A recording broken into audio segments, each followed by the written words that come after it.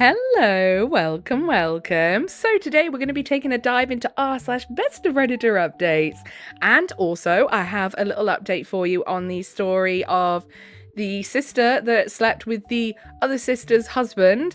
So we're going to get into that at the end, so make sure you stick around for that. But yeah, if that sounds like something you'd be interested in unpacking with me today, then please do stick around and enjoy. And don't forget to like and subscribe, please. Thank you. And of course, quick disclaimer, any opinions I give on the posts we read are just opinions, not facts, do not need to be taken as such. If you have a differing opinion, do feel free to leave it in the comments below. Just make sure you're keeping it respectful. There is no need to be mean to people just because you do not agree. With that being said, let's get into it then, shall we? Do I have my voice back properly yet? No. Are we going to push on regardless? Yes. So this one was posted by Direct Caterpillar 77. My 21M fiancé 21F went on a girls' camping trip. I found out guys were there too, and I saw a text that said, well, at least you got bachelorette party out the way. I'm not sure why that text would be a bad thing. Oh, maybe it's because it's insinuating that they're complaining about the wedding. Maybe. I don't know. Anyway, so the original poster was u/throwRAIJK. Direct Caterpillar is the person who compiled it together for us like a lovely wee bean. Originally posted to r/relationship advice. Original post May 18th, 2021. Fiancé and I have wedding planned for about a month from today. This past weekend, she went on what was supposed to be a girls-only camping trip to a lake. She was completely out of touch from Friday afternoon to Sunday evening. I was okay with this because she said she really needed the break.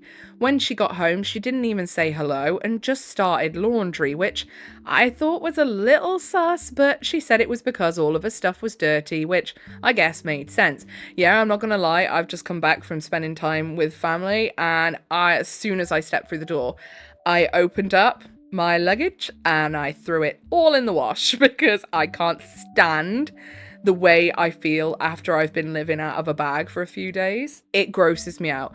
So I did that, and then I was straight upstairs to go and bath because, yeah, I hate the way I feel when I've been traveling. I feel so dirty. As Sunday night went on, she kind of kept slipping that there had been guys there.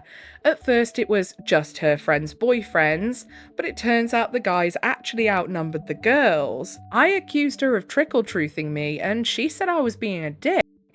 As we were fighting, a text came on her phone, and I swear it said, at least you got the bachelorette party out of the way. It was from JJ, and I can't for the life of me think who that is, nor do I have any context about the conversation as a whole. She says the text didn't say anything like that and accused me of spying on her. I said it's not spying if her phone was on the couch between us and the message was on her lock screen. She got furious and left, and I haven't heard from her for 2 days. She turned off Find My Friends, so I have no idea where she is. I mean, if she hasn't done anything wrong, she's really making a good concerted effort of making herself look like she's done something wrong. Firstly, sprinkling it in bit by bit that there was guys there. Yeah, that would be suspicious. I think it's fine if you want to go somewhere and you have a partner and there is the opposite sex there. I don't see why that should have to automatically be an issue. Just because they are there doesn't mean you're going to touch any of them. Do you know what I mean? But when you're saying no, it was just girls, and then sprinkling in bit by bit that there's guys, and then it turns out there was a whole lot of guys, that feels weird. Being very defensive over messages, again, feels weird. Could it be that it's nothing? Yeah, sure, could be, but really making herself seem guilty here. They then go on to say, what the bell do I do here? I mean, I know what my instincts tell me, but instincts aren't always right. Edit, people asking for an update, there really isn't one. It's Wednesday morning and I haven't heard from her. She hasn't been here for her work clothes and her parents don't know or aren't saying where she is. They said they aren't worried though, so I assume she's safe. I'm just trying to deal and figure what next step is. We were supposed to do a meeting with the caterer today, so I guess I'll go to the meeting and see if she or her parents show up. That will tell me a lot. I would be worrying actually that maybe she's got a little bit of cold feet perhaps as well. Maybe that's why she's sort of ran off, seemingly. Who knows? I'm very intrigued to see how this one pans out. So we have an update 2 days later. So I did a small update yesterday that I was still going to go to the catering meeting yesterday afternoon. I guess keep in mind that I hadn't heard from her since she stormed out on Sunday. Still haven't actually. I texted her Wednesday morning telling her what my plan was, and while I couldn't see the text was delivered, I never got a read receipt like usual. I went to the meeting and she and her parents were no-shows. Caterer said they didn't cancel, so she was expecting them. I waited for about 30 minutes and went home. Got home to see her, her parents, and about 5 of her dad's employees, still in their work shirts, packing up stuff from my house. She hurriedly got in the car and drove away. I mean, at the end of the day, even if she doesn't want to go through with the marriage, whatever's happened, the least she can do is at least pick up the phone and tell the OP what's gone on. Like, don't just leave the poor dude completely guessing. That's so nasty. Like, that's just evil. Like, it's not on. Her mum was super rude to me, but her dad said he was really sorry. He thought he'd raised her better than this, but this was for the best. I asked him where she was going, and he said he didn't know, but I think he was lying. Yeah, I think so too. I did stay in the house to make sure they only took her stuff. For those of you asking, she never wanted a ring, so there wasn't one to get back from her. Our lease was up at the end of this month, and landlord said he'd fully refund the deposits, or I could stay if I want. Not sure what to do there. Weird that she never wanted a ring. And then she's acting like this. I mean, I suppose not everyone's going to be into a ring and stuff like that, but weird for her to do that and then be acting like this. Later that evening, a friend of hers called to check on me, and it's really the first info I have on why this was all happening. This friend was there, and I guess my fiancé really hit it off with some guy, and they spent the whole weekend at another campsite by themselves. What a vile woman. That is disgraceful behaviour. And to not even have the guts to tell the OP herself and just leave the poor guy guessing what the hell's going on, not knowing if he's getting married or not, and then all of a sudden showing up with your parents and you're letting your mum be an absolute cowbag to him. And then it turns out you've done that? Disgusting. Fiancé is not telling her friends anything either, but I guess I've been left for the camping guy. Have no idea. She hasn't responded to any texts or calls, and I don't even know how to find her if I wanted to. I know most people are going to say that this is for the best, and I know in my head that they are right, but this hurts so much. Yeah, even if it is for the best, it doesn't mean it isn't going to suck for a while. I've been with her for 3 years now, and I thought we had a great relationship. We fought, but in a healthy way. Never in a million years did I think that this could happen. I guess what makes it so hard is I don't even really know what happened. Even her closest friends seem to be speculating. If it was this guy, then that sucks. If it was a long-running problem she never told me about, that sucks too. I'm just really sad and in a state of shock. That's it on this. I'll be okay eventually, I'm sure. Yeah, it definitely sounds like to me that she's been playing away. She's probably been having cold feet for a while, I feel, because obviously she really needed this break, apparently. And then she's gone and done that. Maybe she's been checking out mentally from the relationship for a while and just didn't have the guts to say so. But yeah, what a nasty, just gross thing to do. To just not even tell your partner why you've just ran off, give them no idea what's happening, leave them questioning, are we getting married, are we not? That's so disgusting. And I hope her pillow is forever boiling hot on both sides. So, down in the comments of the Best of Redditor updates, Falcon Turbo says, this sucks all round. Friends seem to be as shocked as OOP, who is rightfully upset. Parents don't seem approving. The affair partner is gonna find out how easily she'll move on one way or another. Just a shit show. And I'd love to be able to see what happens 5 years down the road. Yeah, me too. And then Kinda Drunk right now says, friends should have told him. Yeah, that bit annoys me a bit because they knew and they didn't say anything. And then Falcon Turbo just replies saying, I fully agree for the record. Yeah, they definitely should have told him. Yes, you could say, well, that's not their business too, but I would say if they were decent people, they should have. But yeah, no. Hopefully she stubs her toe on every table she walks past. So this next post is the update to one that I read to you the other day, and we have had a more recent update. So it was the one about Chloe and Emma. Chloe and Emma are sisters. Chloe slept with Emma's husband. Chloe had her own husband and kid. Emma had like 3 kids or something, I think. And then the OP was the mother of these 2 women, trying to figure out whether she was in the right for wanting to go like no contact with Chloe because of what happened. So yeah, I will link that in the description, and there'll be a little like iCard thingy that will pop up if I do it right. So you can go back to that and listen to that and then come back here if you want to hear the full story. But if not, we're going to have a little update. So, final new update, posted July 23rd, 2026, 17 days later. I said after my last update that I'd come back one last time once things had settled down a bit, so this will be my final post. First, thank you to everyone who commented on my last 2 posts. I read and replied to more comments than I expected. Some of them were difficult to read, but they gave me a lot to think about. To answer the question I saw the most, Chloe's son is definitely her husband's. Chloe is white, her husband is black, and their son is mixed race, so there was never any questions about that. Yeah, but Chloe could have gone with another black man. Doesn't automatically mean that Chloe hasn't played away before, to be honest. The divorces are still going ahead. Nothing has been finalised yet, but neither couple is trying to work things out anymore. I hate that that implies that Emma was trying to work things out with her husband at a point. Like, I hate if that was actually what was happening. I hope it wasn't, and it's more so Chloe and her husband.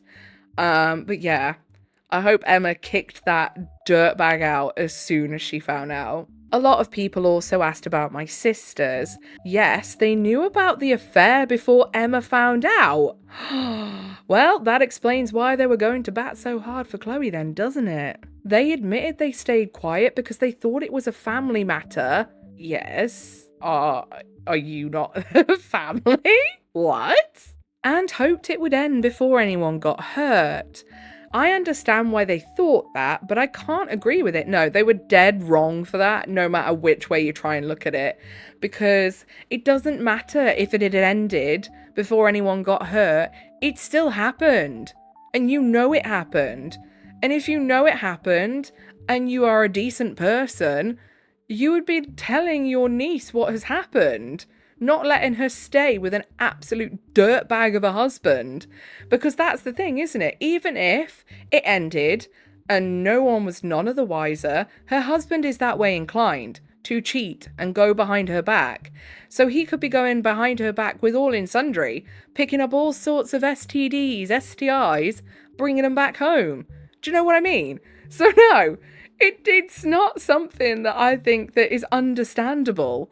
Like, that's still a shitty way for them to think. And it's basically them wanting to just not be the bearer of bad news.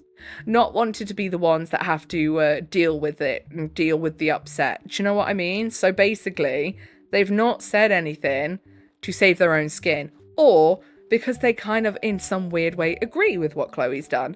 I can't find any other way on why you'd think it was okay to keep quiet about that. Emma spent years being lied to while people around her knew the truth.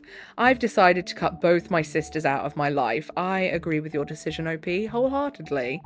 I don't know if that will be forever, but they have broken my trust. And they just sound like shit people, quite frankly, to be honest. Over the last few weeks, I've spoken to both of my daughters separately. I asked Emma if enough time had passed for her to think about talking to Chloe. She said no. Fair enough. I don't think there would ever be enough time to pass, would there really, where you could think of even trying to have a conversation with your very own sibling if they did that to you. She told me she isn't waking up angry anymore, but that doesn't mean she's forgiven her. She said she accepted that the truth was always going to come out eventually. The only thing she could control was what she did after she found out.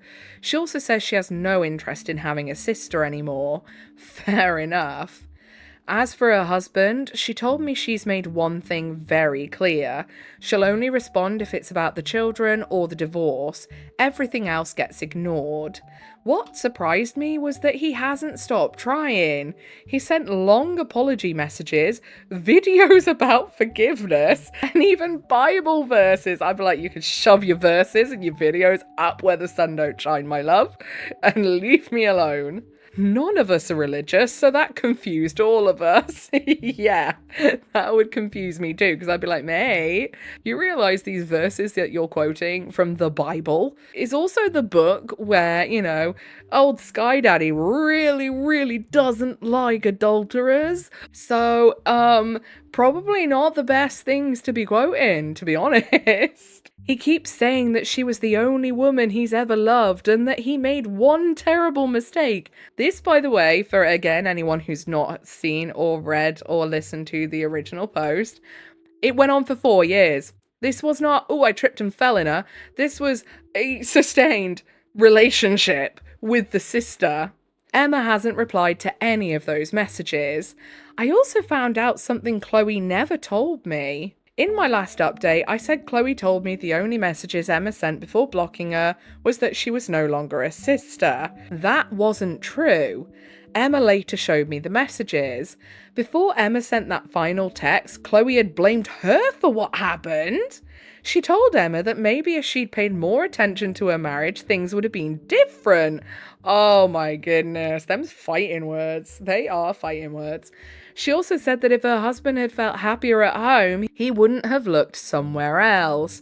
Wow, she's really just hitting all those stereotypical tropes of the woman that goes after a married man, isn't she? And then gets found out. My goodness. Reading those messages made me feel sick. When I confronted Chloe, she admitted she sent them. She said she was angry, desperate, and trying to make herself feel less guilty. She told me she regretted sending them almost immediately, but by then Emma had already blocked her. Chloe also told me she's moving to Washington once everything is finalized, so she can stay close to her son, but in Florida, they allow divorced families to stay, so I don't know why his father is planning to move there to be closer to his family, and Chloe doesn't want to be too far away from her child. Well, because he wants to be closer to his family. I mean, that's quite simply put. I don't blame him after what's happened. She admitted she'd tried contacting Emma's husband after everything came out, but he never answered any of her messages. She eventually stopped trying. Wow. Wow. Although I did expect that she would still try and continue, but that's hilarious. That as soon as everything came out in the wash, he dropped her like a hot sack of shit. What did she expect? She also told me she knows she'll never get her old life back, but she hopes moving will give her a chance to start over. I told her that starting over doesn't erase what happened. She agreed. A lot of people asked if I've forgiven Chloe. I haven't. Don't blame you, OP, not one bit. I still love her because she's my daughter, but I don't trust her anymore, and right now we don't have a relationship. Maybe that changes one day, maybe it doesn't. I honestly don't know. I always say you can love someone, but you can still not like them. Quite frankly, you can love someone to the moon and back, but you could still actually not like the kind of person that they are. And you could still not want to have anything to do with them because it's toxic to have them in your life. Those things aren't mutually exclusive. This whole situation has changed our family forever. Emma lost her husband and her sister. Chloe lost her marriage, her relationship with her sister, and most of her family. I mean, I don't really feel sorry for Chloe, to be honest with you. Sucks to suck. She shouldn't have done it. My sisters lost me because they chose to stay quiet. This will be my last update. I hope one day all of us can find some peace, even if we never become a family again. If I missed out some details, I will respond in the comments. Thank you, Reddit. And then the editor's note, OOP did not leave any relevant concluding comments here in this final update. So yeah. Wow, my goodness. I mean, the thing that really did have me chuckling there was sending Bible verses. Why did he think that was gonna help when the OP and their family are not religious? What was he going for there? That makes no sense. But no, I honestly agree with the OP in their decision to just not really have a lot to do with Chloe right now. I think I would feel the same. I would just be wanting to concentrate more on helping the grandkids and Emma, to be honest, because they're the ones that have really been hurt by it all. And of course, OP, of course, but I can imagine OP's not exactly thinking about themselves right now like that, you know? So yeah. And obviously, Chloe's husband, of course, but I highly doubt the person he wants to seek comfort from is the mother of his cheating wife. So, you know, that is understandable that he wants to go back to where his family is after everything. I totally get that. But no, hopefully Emma's doing good. I just hope Emma does good and the kids do good. And obviously Chloe's husband does good, and Chloe and Emma's husband can go suck a fat one through a straw. So down in the comments of this little update, JClaw97 says, a cheater sending Bible verses to the wife he stepped out on has some serious audacity. Literally. And then Shelly895 says, I would return the favor and send some Bible verses about adultery. Those are fun. And then Article Old 598 says, ooh, the one where Jesus says to gouge out your eye if you look at a woman lustfully is a particular fave. Or Leviticus 20:10, if a man commits adultery with the wife of his neighbor, both the adulterer and the adulteress shall surely be put to death.